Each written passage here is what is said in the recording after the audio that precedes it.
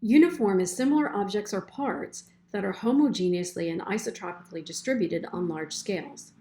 Let's take a look at this word uniform and non-uniform in these two objects. On the left, we have a red circle, and on the right, we have a red oval torus. The red circle is uniform, whereas the red oval torus is not uniform. Let's take a look at the definition of uniform. You have two parts. You must have objects and parts that are homogeneously distributed, and in addition, they must also be isotropically distributed.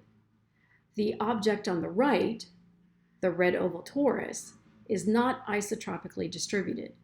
Notice in the radial direction labeled R that we have white from 0 to 1, and we transition to red at tick mark 1.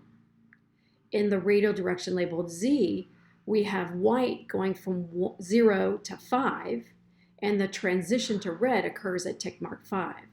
Since the transition to red occurs at different radial tick marks, values, the object on the right is not uniform. It's not isotropic. You have to have both conditions to be isotropic. Let's take a look at homogeneous. If we draw a circle at radius 5, we see that the circle transitions from white to red at radius 5 along the z direction. But if you look in the radial direction at tick mark 5, we're completely in red. So it is not uniform along the purple circle at radius 5. We have different values in the z direction, and we have different values in the r direction, as well as having different values in other radial directions.